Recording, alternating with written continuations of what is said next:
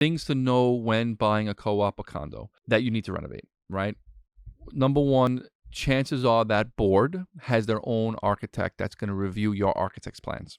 Additionally, your contractor not only needs to be licensed and insured, but they will probably require additional insurance because, God forbid, there's a flood or something happens in your unit and it damages several units below you. It could result in millions of dollars in insurance claims. Another thing with buildings in New York City, there's something called the wet spaces and dry spaces.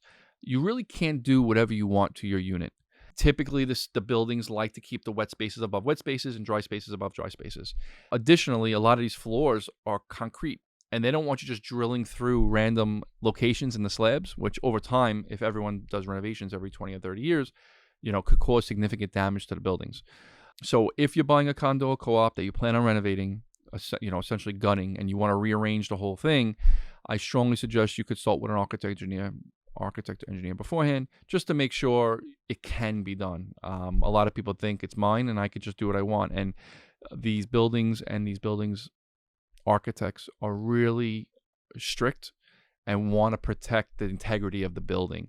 And they might, I've had cases where, we wanted to move a toilet from one side of the room to the other. And they said, no, we had to design the bathroom around where the toilet is now because they didn't want another hole through that concrete slab. References and good credit, how does that relate to?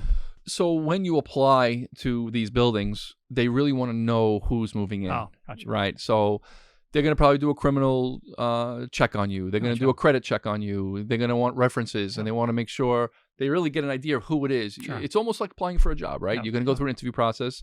They're going to see your financials.